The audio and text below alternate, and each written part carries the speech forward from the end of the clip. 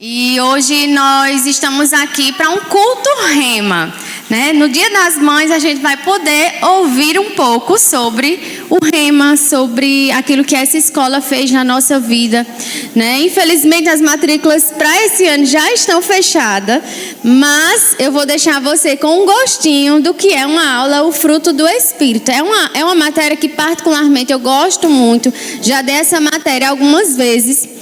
E sabe, gente, essa é uma matéria, né? Dani falou aqui, ó, realidade da nova criação. A matéria realidade da nova criação é uma matéria que a gente escuta tudo aquilo que Deus fez pra gente. E a gente tem só que aceitar. A matéria aliança de sangue, a gente escuta também aquilo que Deus fez, o que Jesus fez por nós, as alianças que foram feitas por nós, e a gente só tem que receber. A matéria justiça de Deus é uma matéria que vai falar que Jesus veio à terra, se fez homem, se fez pecado, para que eu e você fôssemos feitos justiça de Deus, e a gente só tem que aceitar. Só que a matéria fruto do Espírito é uma matéria que vai mexer um pouquinho com a gente. É uma matéria que vai exigir da gente, não mais de Deus, não mais de Jesus. Como a matéria, como eu citei, né? Justiça de Deus, realidade da nova criação, é tudo por causa de Jesus, foi tudo Ele. Mas a matéria, o fruto do Espírito, é uma matéria que vai mexer comigo e com você. Então, provavelmente, algumas coisas que eu vou falar aqui nessa noite, talvez você não dê glória a Deus e aleluia. Talvez você fique assim, olhando para mim e diz, meu Deus do céu, ela está falando comigo. Mas está tudo bem, viu? Você fica assim, continua olhando para frente, que ninguém vai perceber que é com você que eu estou falando. Tá certo? Porque hoje Deus quer nos alcançar, Deus quer alcançar a nossa vida, amém? E o que é fruto do Espírito? Talvez você já tenha escutado, talvez as crianças do departamento infantil escutam, né? Aí a gente faz aquela ilustração, aí faz as frutinhas para a gente explicar de uma forma melhor para as crianças. Só que aqui nós não temos crianças, amém? Nós temos adultos e aqui o caldo é um pouquinho mais grosso, tá certo? E a gente vai mexer nesse caldo, a gente vai comer um bom mocotó hoje, porque a gente é adulto e adulto aguenta. Não é verdade? E queridos, a primeira definição de fruto, né? Eu não sei o que é que passa na sua cabeça quando você escuta a palavra fruto do Espírito, mas eu costumo, e eu acho que para facilitar o nosso entendimento, eu gosto de dizer que fruto é resultado. Como assim? Qual o resultado do seu trabalho? O seu salário. Não é verdade? Então, o fruto do seu trabalho é o seu salário. Não facilita? Por exemplo, talvez você trabalhe em algum lugar que além do seu salário, você tem, sei lá, ticket de alimentação, você tem transporte, você tem, sei lá, plano de saúde. São alguns benefícios, são algumas coisas que podem ter, que juntas são o fruto do seu trabalho, o resultado do seu trabalho. Tá claro para você? Faz sentido para você? Então, a definição que a gente encontra nessa matéria, no nosso material didático, o fruto é a manifestação visível. Então, é algo que precisa ser visto, é algo que precisa ser demonstrado, é uma característica que as pessoas precisam ver em nós. É uma manifestação visível de um poder invisível que age por dentro. Pronto, agora complicou tudo, não entendi mais nada. Eu tinha entendido que fruto era resultado, mas agora... Queridos, o fruto, ele é resultado da vida de Deus em nós. Amém? É resultado da natureza de Deus em nós. Isso quer dizer que a gente só pode evidenciar o fruto do Espírito se a gente carregar a natureza de Deus em nós. Você pode dizer, ai Morgana, é muito difícil. Eu já sei que você vai falar de algumas características, você vai falar de paciência, você vai falar de domínio próprio. Ah, Morgana, paciência eu até tenho, mas domínio próprio não é para mim. Mas sabe que tanto paciência como domínio próprio é resultado, é um fruto do Espírito, da natureza de Deus dentro de nós. Certo? Agora, como que eu vou ler aqui para você, abre a tua Bíblia, João 15, que eu vou falar para você como que a gente consegue produzir esse fruto.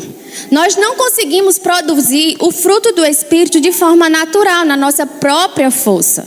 Amém? E talvez você fique pensando, se quando você escuta um termo, por exemplo, alguém diz, rapaz, fulana ou fulano é uma pessoa espiritual. O que é que você pensa sobre essa pessoa ser espiritual? Rapaz, eu conheço muita gente. Fui pro culto. Quando eu cheguei lá, a moça do louvor estava cantando. Pensa numa menina espiritual. O que é que você passa na sua cabeça quando você escuta o termo espiritual? Gente, a gente está em uma aula do Rema, amém? Então a gente participa, a gente responde, a gente interage, tá bom? Então o que é que você pensa uma pessoa espiritual?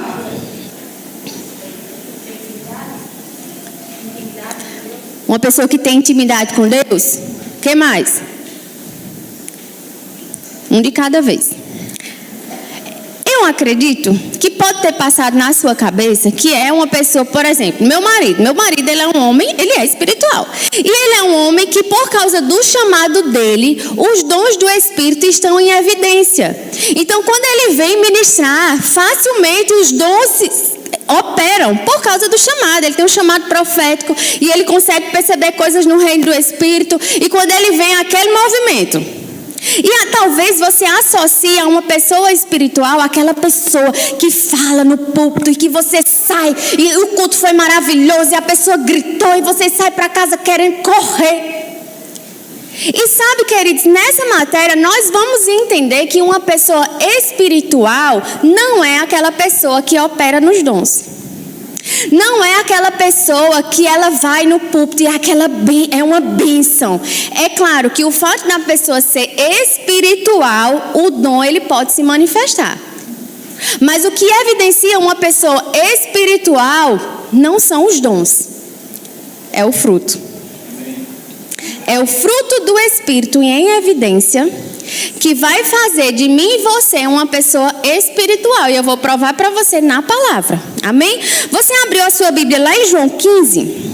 O próprio Jesus, ele está dizendo, olha, eu sou a videira verdadeira, o meu pai é o agricultor. Todo ramo que estando em mim não der fruto ele corta, todo que dá fruto limpa para que produza mais fruto. Vós já estáis limpo pela palavra que eu vos tenho falado. Permanecei em mim e eu permanecerei em vós. Como não pode o ramo produzir de si mesmo se não permanecer na videira, assim nem vós o podeis dar se não permanecerdes em mim. Eu sou a videira, vocês são os ramos. Quem permanece em mim e eu nele, esse é o que dá muito fruto, porque sem mim nada podeis fazer. Então aqui nós vemos que Jesus está dizendo, se a gente... Olha, eu coloquei aqui, eu destaquei Jesus dizendo, estando em mim. Eu destaquei quando ele disse, permanecei em mim. Eu destaquei quando ele disse, se não permanecer na videira. Eu destaquei ele dizendo, se não permanecerdes em mim. E ele termina dizendo, quem permanece em mim e eu nele, esse dá muito fruto, porque sem mim nada podeis fazer. Então aqui Jesus está dizendo, olha, você permanecendo em mim é que você vai conseguir dar fruto. O segredo de frutificar, de dar fruto, é estando nele. Você já viu uma goiabeira, por exemplo, um galho de árvore fora, dar fruto? Não dá. Por quê? Porque precisa estar ligado à árvore. Então a primeira coisa que nós precisamos entender é que para que a gente consiga viver e andar no fruto do Espírito, é permanecer nele. Não tem outra forma. É através da vida dele. É através de quem Deus é. Amém? E nós até desejamos, meu Deus, eu quero ser muito espiritual. Deus me faz uma pessoa muito espiritual. Porque a gente quer ser espiritual. Mas sabe, queridos, deixa eu dizer uma coisa para vocês. Esse ambiente aqui é muito favorável para que a gente tenha atitudes espirituais. Para que a gente vai falar, a gente dá a paz do Senhor ao pastor, a gente até muda de voz. A paz, pastor. Aí caiu o menino, a criança cai, derruba isso aqui. Não, tá tudo bem, tá tudo bem. Não, a gente só limpa, tá tudo bem. Em casa, falta matar o menino. É ou não é? Em casa, a coitada da criança não aguenta de tanto grito. Em casa, o coitado do marido não aguenta porque a mulher implica por tudo. Quer saber o melhor laboratório para exercer o fruto do Espírito? Não é aqui não. Aqui é uma bênção. Aqui a gente passa 2 horas, a gente consegue fingir que é uma beleza. Não é não? O negócio é em casa. O lugar de colocar o fruto do Espírito em atuação é na nossa casa. Quando o marido coloca a toalha em cima da mesa, em cima da cama, e você já disse 50 vezes: tira esta toalha daqui da cama. Porque eu vou dizer um negócio para vocês, ainda bem que Lucas não veio. Olha, vou fazer 6 anos de casada. Eu sei que tem gente aí que tem muito mais anos do que eu, né? Mas eu nunca tive vontade de me separar, graças a Deus. Mas de matar, eu já tive. Algumas vezes eu já tive vontade de matar. Mais alguém? E sabe, queridos, quando a gente, às vezes, algumas pessoas, talvez você já foi uma pessoa dessa, ou talvez você até seja, quando você pergunta: qual a tua religião? Aí algumas pessoas falam: eu sou católica não praticante. Já ouviu esse termo? Aí tem outra pessoa que diz: eu sou católica praticante. Né? Aquela que a gente entende que é uma pessoa que reza o texto, que frequenta a igreja, que faz as suas rezas, as suas orações. E sabe que hoje em dia a gente encontra evangélico não praticante. Porque ser evangélico, pensa num negócio que está na moda, não é verdade? É chique agora ser evangélico.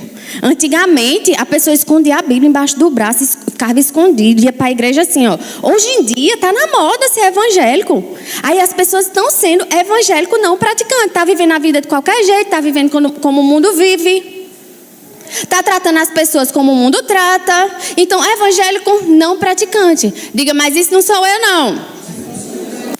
Amém? Agora vamos abrir em Gálatas 5:22, que é o versículo base da nossa matéria.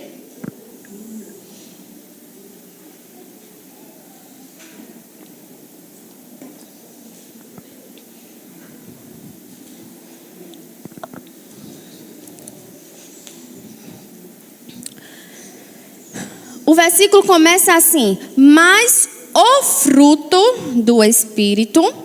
Então, não são os frutos, é o fruto, porque é o resultado do Espírito em nós, é o resultado da vida de Deus em nós. Então, é o fruto do Espírito, é. Deixa eu destacar algo para você. Talvez você está com a sua Bíblia de papel e algumas Bíblias, ela traz o nome Espírito com E maiúsculo. A sua Bíblia traz Espírito com E maiúsculo? Né? Mas nós vamos entender que quando a Bíblia fala o fruto do Espírito, não está se referindo ao Espírito Santo. É porque você sabe que o Novo Testamento foi escrito no grego. E no grego não tem diferença entre letra maiúscula e letra minúscula. Então, quem traduziu, colocou como letra maiúscula porque era o conhecimento que teria na época. As Bíblias mais recentes já traz o Espírito com letra minúscula, tá certo? Porque esse Espírito aqui é o meu e o seu Espírito, é o Espírito humano. E fala assim: o fruto do Espírito é amor. Vamos ler juntos?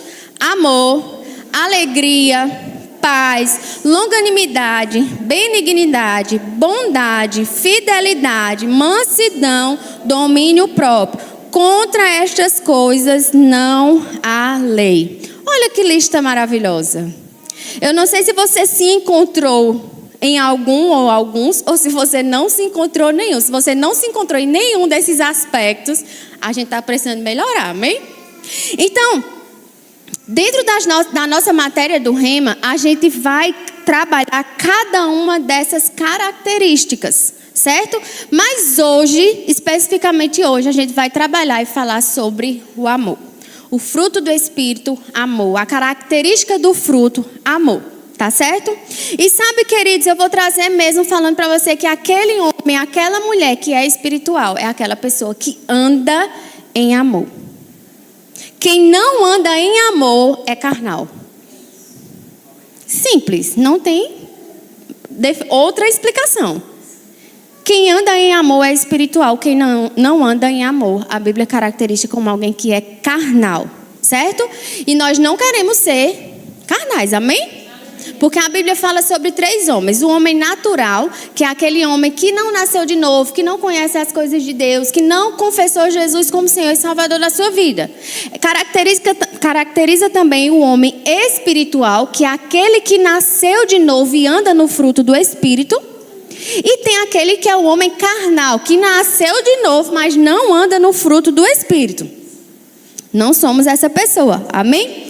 E sabe, para falar sobre amor, nós precisamos, por exemplo, no português a gente usa a palavra amor para várias coisas, né? Então, eu amo a Deus, eu amo a minha mãe, que está aqui, eu amo hambúrguer, eu amo minha cachorra, eu amo esse friozinho que está fazendo aqui.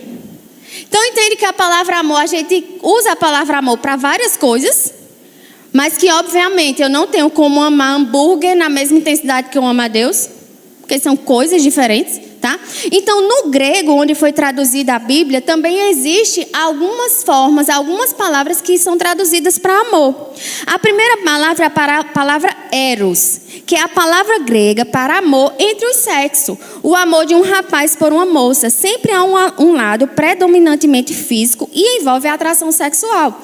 Então é aquele amor, que é aquela fase maravilhosa do namoro. Aí a menina vê o rapaz lá de longe, ela já está toda se ajeitando os cabelos. Ah, ele está vindo. É aquela atração sexual. E tá tudo bem, é um tipo de amor. Deus, ele nos fez assim. É normal o homem sentir atração pela mulher e mulher sentir atração pelo homem. O que não é normal, você completa aí a frase, tá certo? Existe o amor estorge, que é aquela palavra relacionada ao amor da família. Então é o meu amor pela minha mãe, é o amor estorge, que a Bíblia traz, que o grego traz. A palavra filéu é a palavra grega que descreve o amor fraterno, o amor entre os amigos, certo? Só para você entender que existem alguns tipos de amor, alguns tipos de definições no grego. Esses 3 tipos de amor que eu falei são amor que são condicionais. São amor que hoje é e amanhã não é mais. Amor de amigos. Às vezes, eu amo você, viu, querida, meu amigo, minha amiga. Mas se tiver numa condição que for entre a vida e a morte, só tiver uma vaga, eu fico viva e tu morre. Não é assim? São amor, é um tipo de amor que é circunstancial. Eu tinha uma amiga que uma vez ela estava andando no centro e ela estava andando com a melhor amiga dela. E o que acontece? Um rapaz foi assaltar. E essa amiga estava com o celular bem guardado. O cara chegou e pediu o celular dela. Aí ele ia embora. Aí ela disse, pega o celular dela também. Gente, que amiga é essa? Então é uma amiga que é um amor que hoje é, amanhã não é mais. Se tá com os meus interesses estão em primeiro lugar, eu amo. Mas aí se eu já tenho que abrir mão de alguma coisa, eu já não amo mais. Entende? Mas existe um tipo de amor, queridos, que é independente de qualquer circunstância. Independente se as condições estão favoráveis ou não. Que é exatamente esse tipo de amor que nós devemos andar nele, que é o amor do tipo de Deus, o amor ágape. O amor que Deus enviou Jesus quando não éramos amáveis. Você merecia o amor de Deus? Eu não merecia, não. Mas Ele nos amou, independente. Não há nada que a gente faça para que Deus ame mais. E também não há nada que a gente faça para que Deus não deixe de nos amar. É o amor ágape. O amor que independe de qualquer coisa. O amor que é uma decisão. Diga decisão. É o substantivo grego que denota o amor de Deus para com os homens. O tipo de amor que os homens devem expressar de um modo geral. O amor não é um sentimento. Diga assim, não é um sentimento. Isso quer dizer que a gente vai amar o nosso próximo sentindo vontade ou não sentindo vontade. Eita, agora aí você mexeu comigo. Pois é, mas a definição do amor do tipo de Deus é esse. Não é um sentimento. Sentindo ou não sentindo, a gente precisa decidir amar o outro. O amor do tipo de Deus envolve o outro. Diga o outro. Colocar em primeiro lugar o outro. Diga o outro.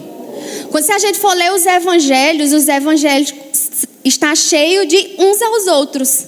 Amai-vos uns aos outros, perdoai-vos uns aos outros, edificai-vos uns aos outros. Então o evangelho, querido, está mais relacionado com o outro do que necessariamente comigo. Porque o amor do tipo de Deus, que é o amor que é fruto do Espírito, nascido de novo, é um amor que não é um sentimento, não são sensações e também não é o ato sexual. É uma decisão. Repita comigo, decisão. Uma atitude ampla, constantemente benéfica e favorável em relação a Deus, aos outros e a si mesmo. Então, queridos, eu não estou sentindo essa pessoa, olha, eu estou sendo perseguida no trabalho. É porque você não sabe o que é que eu estou passando, não. Eu não preciso saber, queridos. A Bíblia diz que o amor do tipo de Deus não é um sentimento e é independente das circunstâncias que a gente está vivendo, das circunstâncias que a gente está sendo expostos. Quem decide amar somos nós. Sabe aquela frase que a gente escuta muito, mas a gente fala e às vezes a gente não coloca em prática? É melhor ter paz do que ter razão. Muitas vezes a gente vai precisar ter paz, preferir ter paz do que ter razão. Na maioria das vezes, na verdade, para a gente amar nesse amor do tipo de Deus. E realmente é um amor que não faz sentido. Meu Deus, como é que eu vou amar uma pessoa que está me maltratando? Como é que eu vou amar uma pessoa que está me perseguindo? Como é que eu vou amar essa mulher que não para de falar besteira? Como é que eu vou amar esse marido? Ô, homem difícil, meu Deus. Porque eu vou dizer um negócio. Tem gente, eu digo, olha, tem gente que o diabo usa, mas tem gente que usa o diabo de tão ruim que é. É ou não é? Tem gente que faz umas coisas com a gente que eu acho que o diabo olha e diz, rapaz, parabéns, eu nunca pensei nisso. Porque minha gente, tem muita gente ruim nesse mundo. E às vezes está do nosso lado. Não é verdade? Está do nosso lado. Mas nós precisamos decidir amar. Em Efésios 3,19, você não precisa abrir. A Bíblia diz assim: conhecer o amor de Deus que excede todo entendimento. Na NVT diz assim, que vocês experimentem esse amor, ainda que seja grande demais para ser inteiramente compreendido. Algumas versões diz, o amor que desafia o conhecimento. Outra versão diz, o amor de Cristo que ultrapassa todo conhecimento. Queridos, o amor de Deus não faz sentido mesmo, não. Sabe por quê? Porque Jesus, olha o que Jesus... Olha, minha gente, eu vou dizer, Jesus era muito Jesus mesmo, né? Porque ele diz assim, ó, em Lucas 6,26, amai os vossos inimigos. Fazei o bem aos que vos odeiam, bendizei os que maldizem, orai pelos que vos caluniam. Jesus, olha, amar, beleza, a pessoa lá e eu cá, agora orar, peraí, né? Mas, ó, Jesus está dizendo, tá vendo como essa matéria mexe com a gente? Porque a gente quer tudo, né? A gente quer viver tudo aquilo que a Bíblia diz. A gente quer viver em prosperidade. Graças a Deus, por isso Jesus conquistou para nós. A gente quer viver cura. Você quer viver cura divina? Jesus conquistou isso para nós. Você quer viver uma vida de plenitude aqui nessa terra? Jesus conquistou para nós. Nós queremos. Mas quando a Bíblia diz assim, ama os vossos inimigos. Aí isso aí não, as coisas boas eu quero. Mas isso aqui, amar o inimigo? Amar... bem dizer o inimigo e ainda orar pelo inimigo. Olha que coisa doida. Faz sentido? Faz o menor sentido. Mas nem tem que fazer. A gente só tem que decidir mesmo. E a oração pelo inimigo não é aquela oração. Jesus prepara e leva. É não, viu? Não é essa oração não.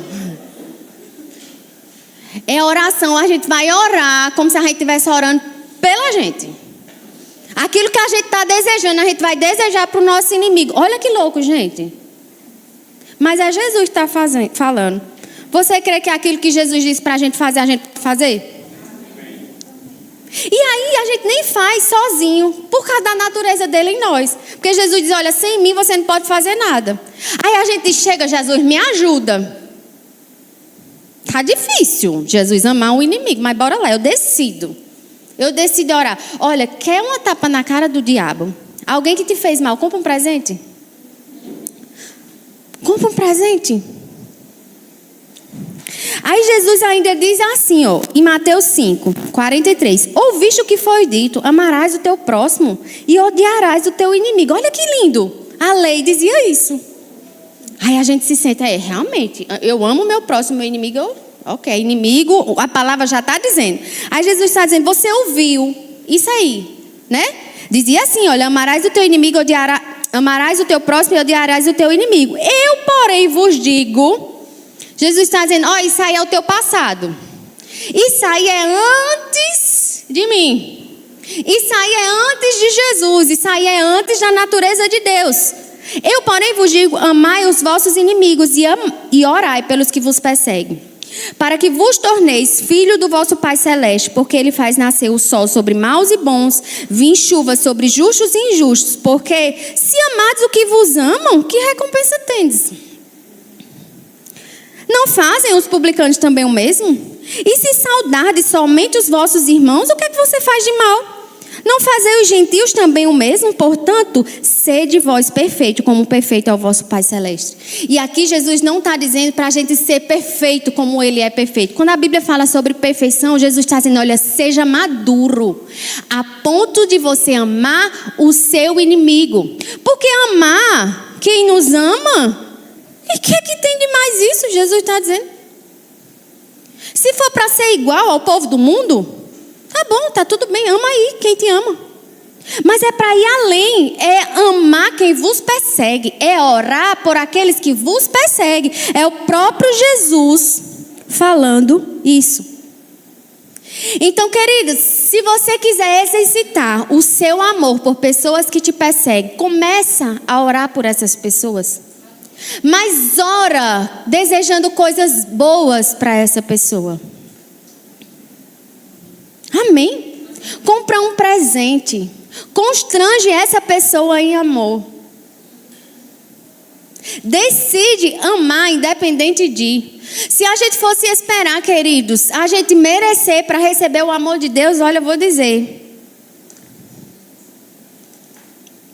A gente não merecia. Amém? Mas diga, amor é uma decisão. E sabe, talvez você está aí e diz, tá bom, beleza, mas e aí, como é que faz para ter esse amor? Você quer esse amor? Amém. Rapaz, um amor que você decide amar independente, amar o inimigo. Meu Deus, eu quero esse poder. Me dá, Jesus, esse poder. Você quer esse poder? Mas sabe, deixa eu te dizer, Romanos 5:5, na sua Bíblia diz assim, ó, o amor de Deus já foi derramado no nosso coração pelo Espírito Santo. Eita! Então quer dizer que eu nem posso orar para Deus. Deus manda mais amor. Senhor, manda mais amor, manda mais amor, manda mais amor. Bem, resposta errada. Não, essa oração não é bíblica. Sabe por quê? Porque aqui diz que Deus, Ele já derramou o amor nos nossos corações. E quando diz derramou, não é só uma gotinha, não. Porque talvez você pense, realmente Deus derramou, mas olha, eu acho que Deus, ele dividiu assim o amor. Porque tem gente que a gente olha, é uma pessoa tão amável. Tem gente que fala assim, a paz do Senhor. Né? Aí a gente pensa, Deus deu mais amor a essa pessoa, mas a mim, Deus deu só uma gotinha. Porque eu vou dizer um negócio. Mas o amor dele, ele foi derramado. Aí a gente fica, Deus me dá mais amor, me dá mais amor. E Deus, eu acho que Deus olha assim e diz, homem, vá praticar, eu já dei, já está tudo derramado aí, já está tudo disponível para você. Amém? E você sabe que o amor do tipo de Deus pode crescer? Sabe como cresce? Eu vou ler para você Tessalonicenses 1:3. Você pode anotar. Para a gente ganhar tempo, eu estou lendo para você. Tá certo? Mas você pode anotar, nós estamos em uma aula. 2 Tessalonicenses 1:3 diz assim: sempre devemos, irmãos, dar graças a Deus por vós, como é justo, porque a vossa fé cresce e o amor de cada um de vós transborda uns para com os outros. Meu Deus do céu, que coisa maravilhosa. quero um amor que transborde. Você quer também? Aí na NVI diz assim: muito aumenta o amor de todos vocês uns pelos outros. Na Bíblia judaica diz assim: o amor de cada um de vós transborda de um para com os outros. Lembra que eu falei que sempre é relacionado aos outros? O amor sempre vai considerar mais o outro do que a nós mesmos. Então isso quer dizer que o amor, ele cresce quando nós praticamos. Então, olha, é melhor a gente ter cuidado, dizer: Deus, aumenta aqui o meu amor. Como é que eu faço esse amor crescer? Porque aí a gente precisa de oportunidade de praticar. Porque o amor só cresce se a gente praticar. E como é que a gente pratica? Tendo oportunidades. Isso quer dizer que para que a gente cresça, a gente vai ter pessoas difíceis do nosso lado mesmo. Porque gente é gente. E gente dá trabalho. Não é verdade? Porque tem gente difícil. Era maravilhoso se a gente convivesse só com anjos. Ai, que maravilha. Só com pessoas parecidas com a gente. Deus me... Olha, às vezes eu olho para mim e digo: meu Deus, se Deus fizesse outro igual a mim, eu acho que nem eu aguentava. Mas para que a gente cresça no amor, a gente vai ter oportunidades para crescer. E o melhor lugar é dentro da nossa casa, com a nossa família, no nosso trabalho, na nossa faculdade. Onde tem gente? Aqui é muito favorável, aqui não. Mas onde tem gente, são oportunidades para a gente praticar. Amém? Ai, não, mas é porque você não sabe. Porque, olha, eu fui criado numa família, minha família não leva desaforo para casa. Como é o ditado? Eu dou um boi para entrar numa briga e uma boiada para não sair dela. Diga: isso é o mundo. Ditado do mundo. Menina, olha, meu pavio é tão curto assim, eu aumento aqui a paciência. Não, já está disponível para nós. O que é que eu preciso fazer? Eu preciso decidir praticar. Eu preciso decidir amar, independente de. Amém? Queridos, cuidado, sabe? Às vezes a gente tem filhos, crianças revoltados com a igreja, adolescentes revoltados com a igreja. Quando a gente vai ver os pais falando mal do pastor, chega em casa, começa a falar mal da mulher do pastor. Aí o menino não quer ir para a igreja. Por quê? Por que eu vou para a igreja se o pastor daquela igreja é desse jeito aí que meus pais estão falando? É ou não é? Aí você vai ficar orando lá. Aí depois, olha, o menino está dando trabalho, o adolescente, ai meu Deus, aí vai pedir ajuda ao pastor. E o menino não quer vir para a igreja porque tu falou mal do teu pastor. Cuidado com aquilo que a gente deixa sair da nossa boca. Amém? Os filhos precisam ouvir da nossa boca atitudes de amor. Amém?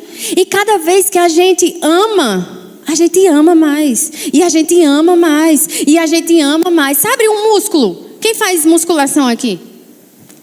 Faz musculação? Deixa eu ver um pastor aqui, bem musculoso. Pastor de vocês. Sabe que, pensa em uma pessoa musculosa aí, um homem musculoso.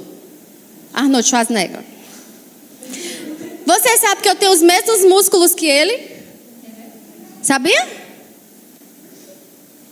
E qual a minha diferença para ele? Ele praticou. Ele estimulou o músculo lá, ó, puxou ferro lá. E está lá puxando ferro, e levantando ferro e puxando ferro. O que é que ele está fazendo? Ele está exercitando, ele está fazendo crescer os músculos dele. Qual a diferença dele para uma pessoa que não tem os músculos desenvolvidos? A prática. Amém? Mas hoje, se a gente olhar, gente, antigamente, as pessoas casavam, tipo assim, o povo casava para não separar. Não é verdade? O povo de antigamente, a gente vê senhores e senhoras com 50 anos de casado. Hoje em dia, com 5 anos, o povo está se separando. Porque o povo casa, não, a gente casa, não dá certo, separa. Ei, que isso? Os níveis de divórcio aumentando. E quando vai ver, ai não, era problema de dinheiro. Ai não, eu fui um menino. Ah, porque incompatibilidade. Ei, não, falta de amor. Porque quando Jesus ele está falando, ele diz assim, olha, Moisés deu carta de divórcio por causa da dureza do vosso coração. Mas antes não era assim. Então é a falta de amor. Ninguém quer amar, não. Ninguém quer pagar o preço, não. Amor é sacrifício, gente.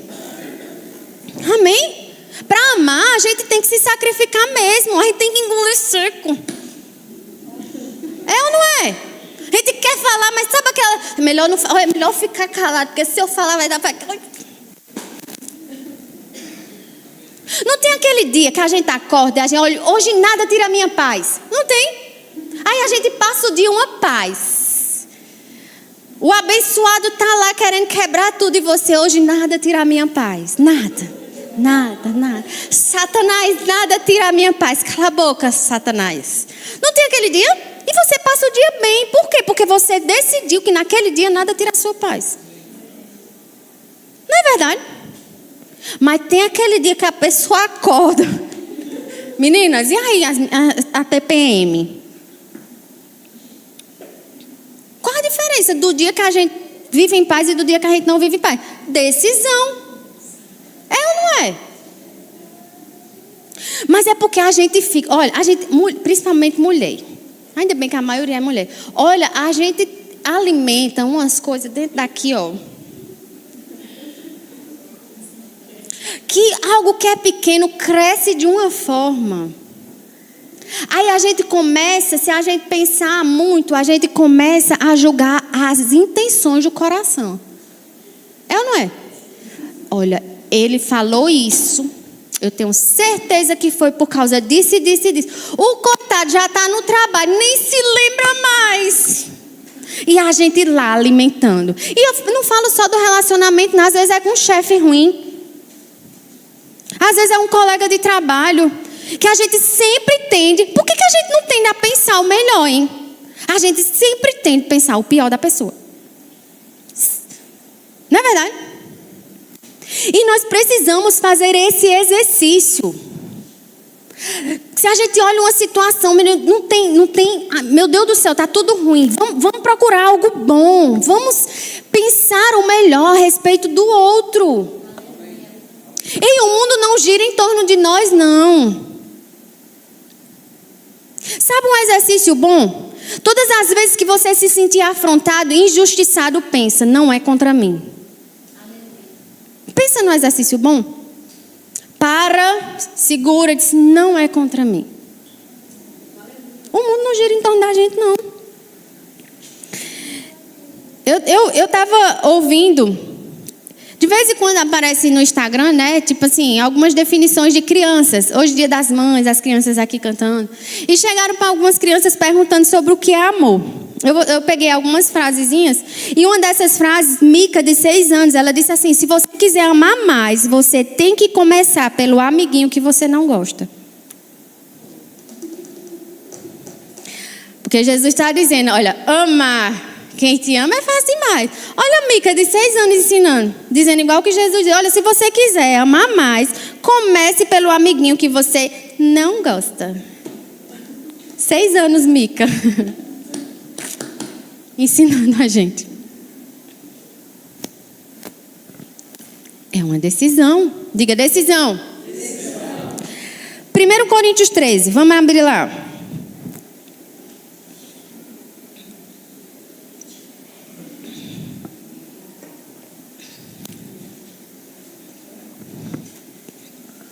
Deixa eu contextualizar um pouco para você. Possivelmente você já conhece 1 Coríntios 13. A gente vai ler a partir do versículo 4, né? Paulo começa a trazer a definição do que é o amor. Mas lembra que eu falei que uma pessoa espiritual, uma pessoa madura, não é aquela pessoa que só opera nos dons? Aquela pessoa que flutua e que passa o dia todo orando em línguas, e você toda vez que fala com aquela pessoa está orando, não me incomode que eu estou orando. Né? Eu falei que não é essa pessoa. Pelo contrário, a pessoa espiritual é aquela que anda no fruto do Espírito. Se a gente for ler essa primeira carta de Paulo aos Coríntios, a igreja de Corinto, queridos, se a gente for ler e prestar atenção, a igreja era uma bagunça, uma confusão que só a misericórdia. No início, Paulo começa a falar de pessoas que estavam escolhendo. Olha que absurdo. Pregador favorito. Paulo repreende o povo. Só naquela época que acontecia. Porque, gente, é um absurdo você escolher ter pregador preferido. Esse eu gosto, esse eu não gosto. Paulo repreende, estava tendo adultério dentro da igreja de Corinto. Aí Paulo começa a trazer algumas repreensões. Ele traz repreensão. Olha que absurdo. Gente dentro da igreja querendo processar o irmão. Olha que absurdo. Só naquela época que acontecia. Aí Paulo fala sobre os dons. Paulo diz que a igreja de Corinto era uma igreja que operava nos dons. Era um povo que orava em línguas. Mas era um povo carnal. Entende que operar nos dons não está relacionado à maturidade e ser espiritual? Aí é nesse contexto que Paulo fala sobre o amor. Aí vamos ler. Eu vou ler aqui, eu quero que você fique aí na sua Bíblia, certo? Eu vou ler aqui na versão amplificada e eu vou ficar parando para a gente ir entendendo melhor, tá certo? Então aqui começa assim: o amor dura para sempre, é paciente, é tolerante e benigno. Sabe, queridos, que o amor natural, o amor humano natural é um amor que não tem mais paciência. Você percebe como o mundo está sem paciência? Não é verdade? A gente quer as coisas muito rápidas, a gente quer botar as coisas no micro-ondas e comer dentro de 5 minutos. A gente escuta os áudios no 2.0.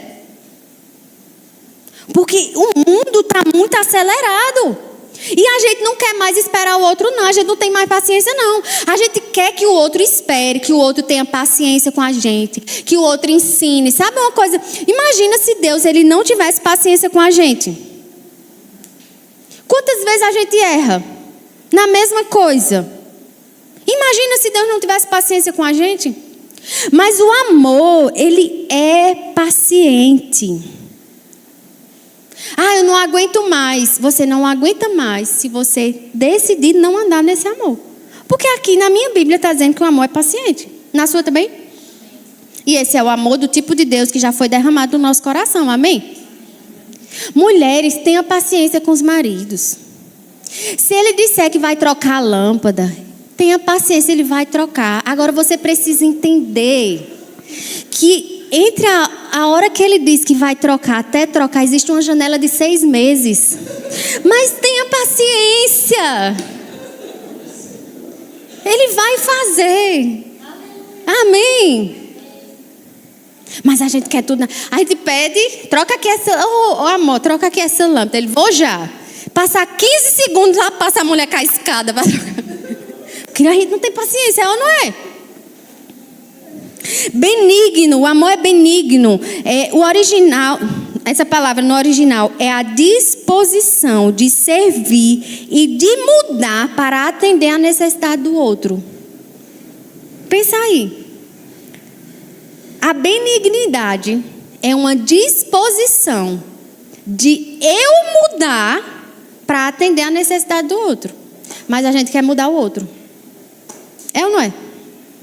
A gente quer que o outro mude. E a gente fica dando lição de moral. E a gente fica dando sermão. Olha, essa atitude aqui está errada, você precisa mudar. Isso aqui que você fez está errado. Só que o amor é benigno. Ele é disposto a servir e de mudar para atender a necessidade do outro. Sabe, queridos, eu aprendi algo. Ninguém muda ninguém. Ninguém muda ninguém. Nós não temos o poder de mudar ninguém. Mas nós temos o poder de nos mudar. Nós temos o poder de mudar o nosso olhar com relação às pessoas. Ainda que as pessoas continuem errando, pisando na bola com a gente, nós podemos decidir mudar o nosso olhar. Mudar a nossa forma de ver. E sabe que benignidade também envolve generosidade. O amor, ele é generoso. Uma boa forma de medir o nosso amor é o quanto nós estamos dispostos a dar. Dar tempo, dar atenção, dar presente, dar dinheiro. Dar. Deus amou o mundo e Ele deu. Então, ser benigno, andar no amor do tipo de Deus, envolve dar. Só que aí a gente quer receber. Mas sabe que isso é um conceito do mundo? O conceito do mundo é: eu não vou dar, porque senão eu vou perder. Mas o conceito de Deus é: você dá, porque dar é melhor do que receber. Não faz o menor sentido. Faz? Mas não tem que fazer, não. Mas às vezes a gente pensa só na gente. No nosso aniversário a gente quer um iPhone. No Dia das Mães a gente dá uma panela. Ó, se você der uma panela à sua mãe, ainda dá tempo de você comprar outra coisa para ela, viu? É ou não é? Porque a gente quer gastar com a gente, pensando na gente, mas na hora da gente abençoar e ser generoso com outra pessoa, a gente retém. Mas o amor do tipo de Deus está relacionado a dar. Aí às vezes a gente vai, é aniversário de alguém da nossa família, dos filhos, a gente compra qualquer coisa. O aniversário do pastor, a gente bota o dinheiro do mês todinho. E eu não estou falando, queridos, que é errado, você precisa honrar esse homem, essa mulher. E o seu amor envolve generosidade, amém? Só que às vezes a gente compra o melhor presente para o pastor porque a gente quer ser promovido.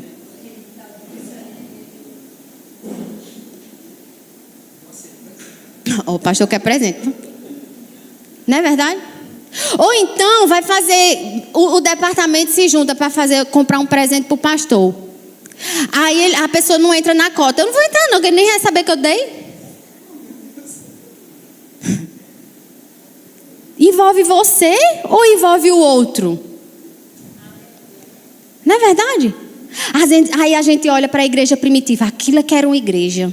O povo dividia tudo. Só que a gente quer dar a responsabilidade para os líderes, enquanto a gente não está fazendo nada. A gente vê, por exemplo, essa situação do Rio Grande do Sul. Aí a gente diz: meu Deus, a igreja não faz nada. Quando você diz a igreja não faz nada, você se inclui nesse não faz nada. Mas às vezes é só um discurso bonito, mas na verdade você está querendo criticar a sua liderança. Às vezes uma pessoa saiu da igreja e você diz: rapaz, fulana nunca mais foi para o culto, o pastor não teve coragem de visitar ela. E você fez alguma coisa por ela? O amor envolve aquilo que eu posso fazer por alguém. Não é o que o outro pode fazer. Não é a responsabilidade do outro, mas é a minha responsabilidade de fazer alguma coisa. Amém? Aleluia. Continuando. O amor nunca é invejoso, nem transborda em ciúme. Invejoso no original quer dizer uma pessoa que está consumida, obcecada pelos seus próprios desejos e planos. O amor não é invejoso.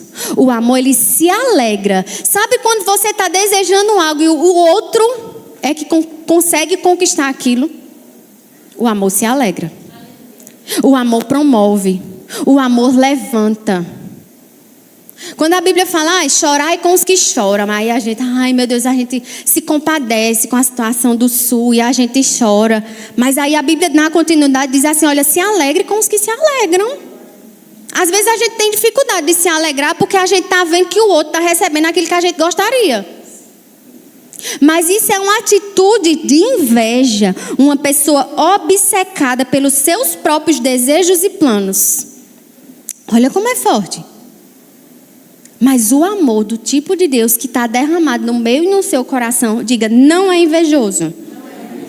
Não é orgulhoso ou vanglorioso. Nunca se mostra arrogante. Nunca é presunçoso, não age de maneira inapropriada. O amor de Deus em nós não é irritável, impaciente ou rancoroso. Ele não leva em conta o mal feito a ele. Ele não presta atenção na injustiça.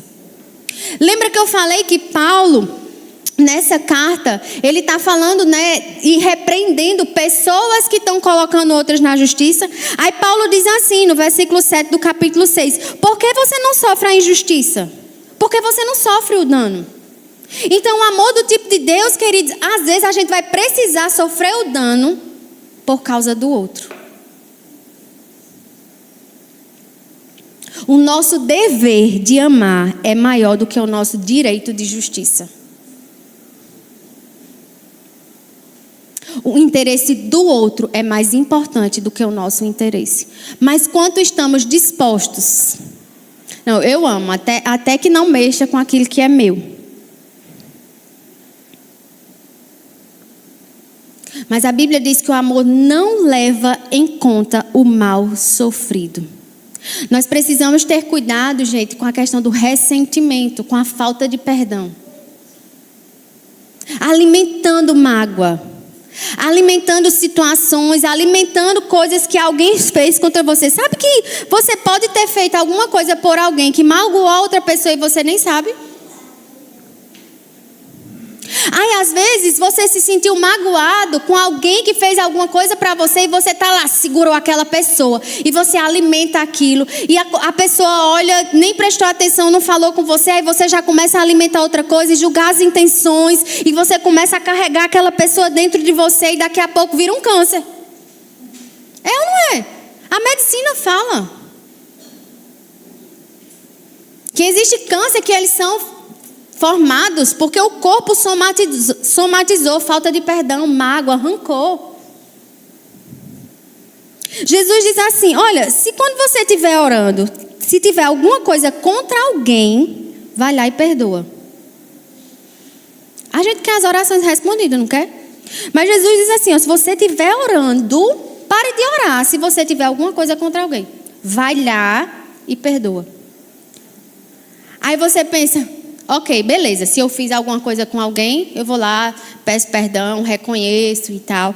Só que Jesus também diz, olha, quando você for ofertar, se você souber que alguém tem raiva de você, não oferte não, vá lá primeiro. Olha que coisa doida. Beleza, se eu fiz alguma coisa por alguém, eu vou lá e peço perdão. Mas a Bíblia está dizendo assim, se alguém fizer alguma coisa por você, não oferte, vá lá pedir perdão. Se o teu irmão pecar contra você, vai lá. Olha só, é se o outro fizer alguma coisa contra mim, vai lá. Não é ir para os outros não, não é falar mal do irmão não, é ir lá pedir perdão. Ir lá para se resolver. Não é ir lá para piorar a situação não, é ir lá para se resolver. Amém? Na continuidade, o amor se regozija quando o certo e a verdade prevalece. O amor suporta qualquer coisa e todas as coisas que vêm. Está sempre pronto a acreditar no melhor de todas as pessoas. A esperança dele nunca enfraquece. Debaixo das circunstâncias, ele dura em todas as coisas sem enfraquecer. O amor nunca falha, nunca enfraquece ou se torna obsoleto. Esse é o amor do tipo de Deus que foi derramado em nosso coração. Amém?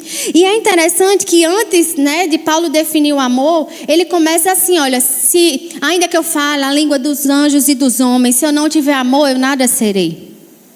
Ainda se eu entregue aos pobres tudo o que eu tenho, se eu não tiver amor, eu nada serei. Então, queridos, ele está dizendo que é possível que a gente tenha práticas cristãs, mas sem amor.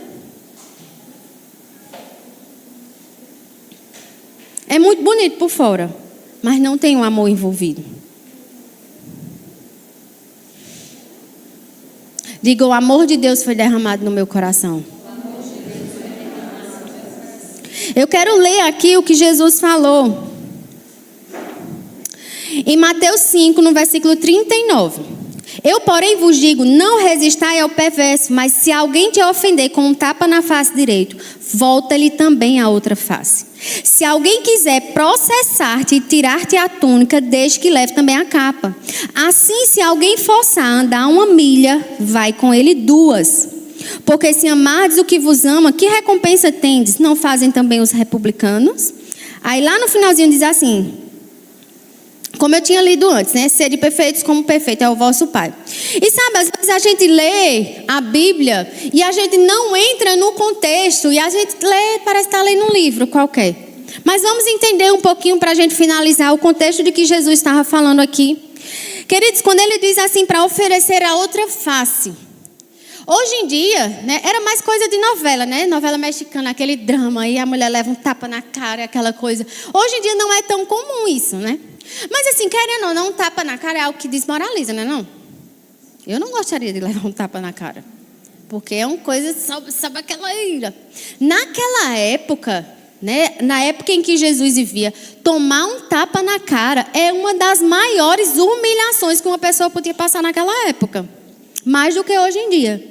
E Jesus diz assim, olha, por mais que você seja exposto à maior humilhação da sua vida, não considera, vira o outro lado do rosto e oferece o outro lado da face. Quando Jesus diz assim, olha, se alguém quiser processar-te, tirar-te a túnica, deixa que ele leve também a capa.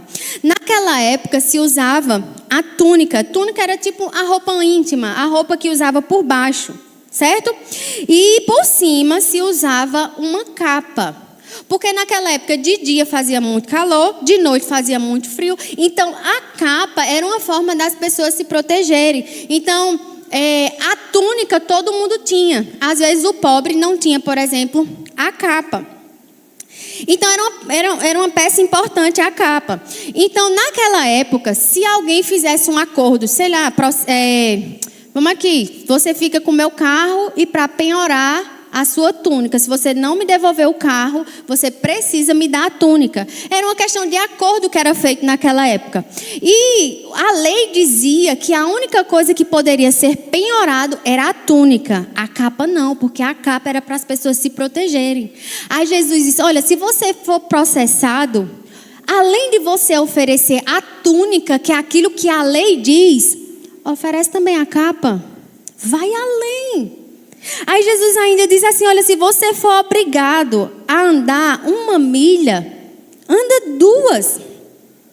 E às vezes a gente não entende essa questão da milha. Naquela época existia algo que os judeus tinham muita raiva, que era o recrutamento compulsório.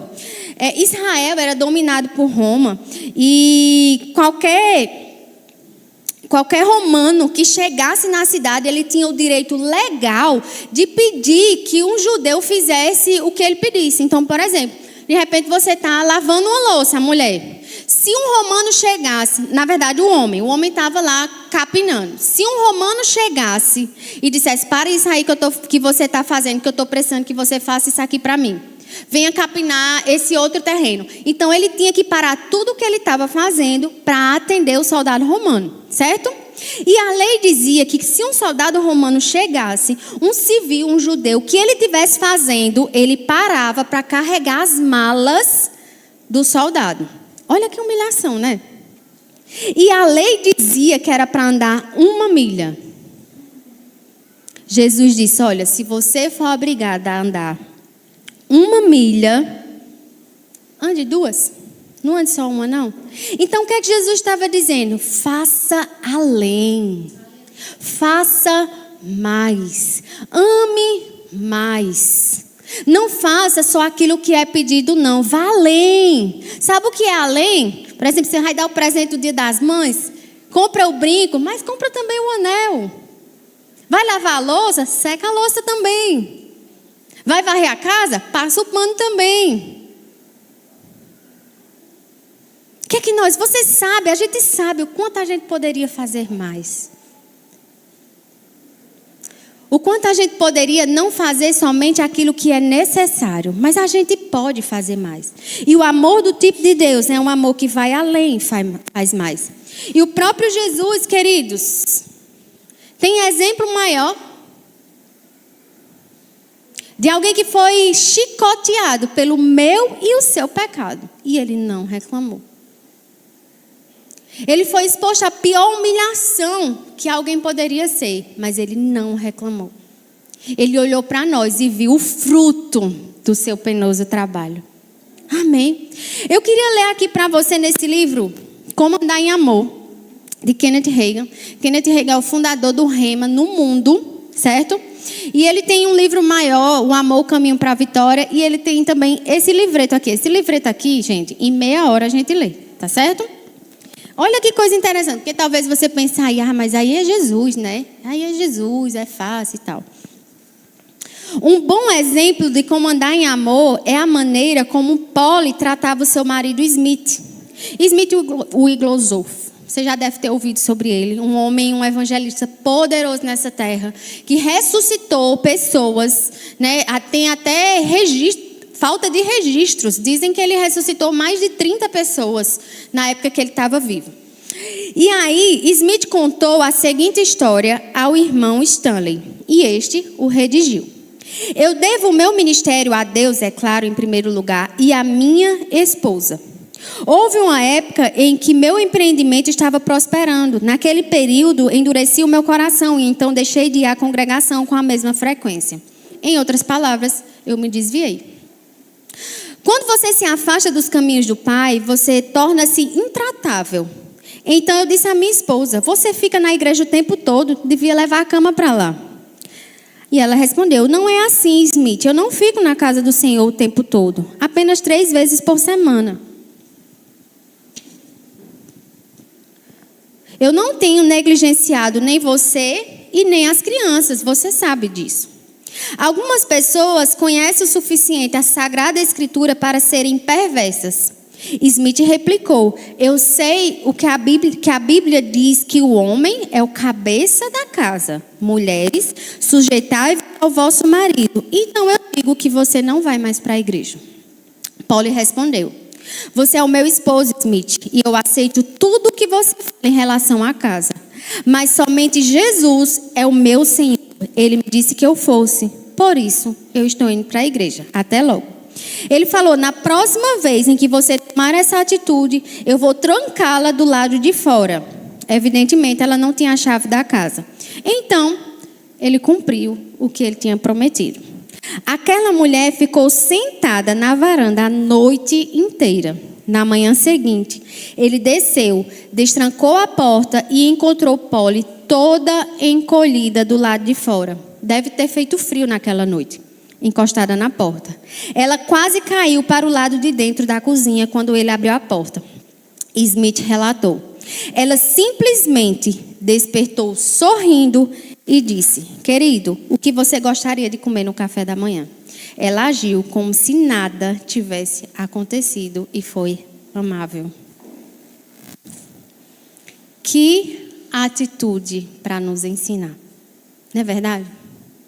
Então, queridos, é possível decidir andar em amor. Ela tinha todo o direito de fazer uma confusão. Por pouco menos, às vezes a gente faz. Mas ela decidiu amar aquele homem. E sabe, ele diz: olha, eu devo a Deus o meu ministério, mas eu devo também a ela.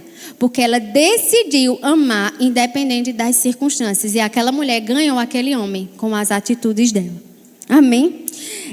Falando sobre as frases, Rebeca, de 8 anos, disse assim: amor, é o meu avô pintar a unha da minha avó, mesmo ele tendo artrite.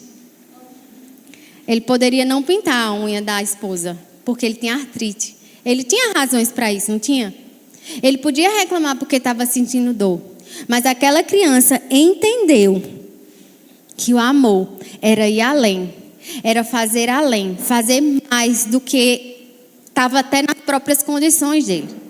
E queridos, Deus provou o seu amor para conosco, enviando o próprio filho dele, quando a gente não merecia, quando a gente era pecador. Amém? E por causa que ele enviou Jesus, nós temos a natureza dele dentro de nós. E nós podemos andar em amor. Para encerrar, eu vou ler a última frase. Max, de 5 anos, disse assim: Jesus poderia ter dito umas palavrinhas mágicas para tirar os pregos daquela cruz, mas ele não disse. Jesus, ele escolheu nos amar. E é por isso que eu e você estamos aqui nessa noite. Amém? Você foi alcançado? Amém? Abre de volta lá a tua Bíblia. Me dá aqui meu celular, Dani, por favor. Em 1 Coríntios 13. Só para a gente fazer uma declaração e encerrar. Deixa eu abrir aqui a minha Bíblia. Aleluia. 1 Coríntios 13, no versículo 4. Fica de pé. Vamos fazer essa declaração. Eu quero que quando você estiver lendo, a gente vai ler em voz alta, tá certo? E eu quero que isso é um exercício, queridos, que eu te convido a fazer na sua casa. Imprime, digita, imprime, coloca em um lugar que você possa ver, coloca no espelho, coloca no carro. E aí, todas as vezes que a sua Bíblia disser a palavra amor, você vai dizer eu. Troca a palavra amor por eu. Vamos lá? Eu sou paciente e benigno. Eu não ardo em ciúmes. Não me ufano, não me ensoberbeço. Não me conduzo inconvenientemente. Não procuro os meus próprios interesses. Não me exaspero, não me ressinto do mal. Eu não me alegro com a injustiça, mas regozijo-me com a verdade. Tudo sofro, tudo creio, tudo espero, tudo suporta. O amor de Deus em mim jamais acaba. Amém? Que nós possamos no nosso dia a dia, queridos, sempre lembrar o que Jesus faria nessa situação, o que o amor faria nessa situação. Amém? E essa é a forma de ser um crente espiritual. Um crente maduro, um crente perfeito. Maduro, ungido, espiritual. Amém? E eu vou te dizer, queridos, essa semana você vai ter muitas oportunidades de exercer o amor, o fruto do Espírito. E aí você vai decidir andar no amor. Amém? Nós temos esse livro aí na livraria, tá certo? O Teste do Amor, de Rick Renner. Esse livro é maravilhoso. Ele traz justamente 1 Coríntios 13 e ele, Rick Renner, ele é um estudioso do grego e ele tira palavra por palavra e explica essas palavras pra gente aprender mesmo com a palavra de Deus. Amém? Então fica a indicação, R$19,90. Não sei se o pastor vai fazer uma promoção aí, né? Obrigada, gente.